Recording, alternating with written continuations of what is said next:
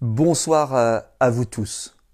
Aujourd'hui, je veux aborder la question très grave des rapports entre la France et la Chine. Pour la première fois, la presse française ose parler du fameux laboratoire P4, le fameux laboratoire P4 à Wuhan. La presse française en parle parce que le secrétaire d'État, le ministre des Affaires étrangères de Donald Trump, Mike Pompeo, a demandé une enquête.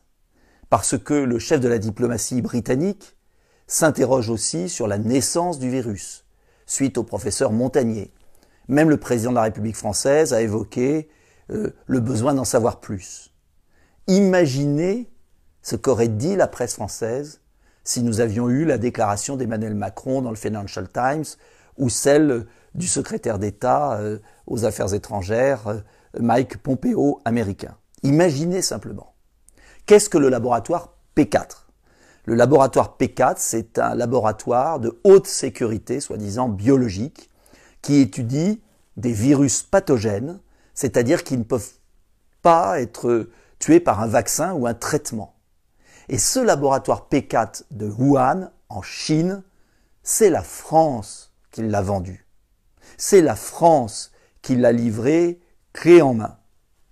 Cela veut dire concrètement que c'est la France sous Jacques Chirac, Jean-Pierre Raffarin, qui est à plat ventre devant la Chine, Michel Barnier, qui a transféré la technologie. À l'époque, certains s'y opposaient. Je pense notamment au secrétariat général de la Défense nationale, à certains scientifiques français, qui estimaient que la France allait livrer à la Chine, je pèse mes mots, une bombe atomique bactériologique. Oui, c'est le terme. Et malheureusement, ceux qui s'en inquiétaient avaient raison. Uniquement par soif de transfert de technologie, la Chine s'est emparée de cette technologie française et après a chassé les Français, qui n'ont même pas réagi. Que s'est-il passé concrètement ? D'abord, les Français ont constaté un manque de transparence sur les laboratoires P3. P3, c'est le niveau en dessous. P4, ça veut dire le plus dangereux possible, où on manipule des virus pathogènes dont on n'a pas les traitements, je le répète. Il n'y a pas eu de vraie relation bilatérale. Et Alain Mérieux, qui présidait le comité conjoint franco-chinois, a démissionné en 2015. 50 chercheurs français qui devaient travailler pendant 5 ans dans ce laboratoire n'y sont jamais allés. Le laboratoire a été construit uniquement par les entreprises chinoises qui se sont accaparées le marché. Et enfin, en janvier 2018, lors de l'ouverture, inaugurée d'ailleurs par le Premier ministre Cazeneuve avant, et puis l'ouverture en janvier 2018, l'ambassade américaine a décelé de graves lacunes de sécurité dans ce laboratoire P4 vendu, je vous le répète, par la France.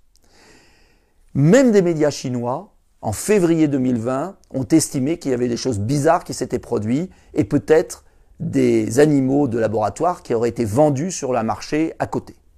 En un mot, enfin, on pose des questions à la Chine. Mais ce que vous devez savoir, c'est que l'OMS, Organisation mondiale de la santé, n'a toujours pas été autorisée à mettre le pied en Chine pour vérifier ce qui s'est passé. L'omerta totale des autorités chinoises est extrêmement suspecte. Alors je ne sais pas ce qui s'est passé. Personne ne le sait. Mais si les Américains, le président américain d'ailleurs, Donald Trump, parle depuis longtemps de virus chinois, c'est qu'il y a des informations.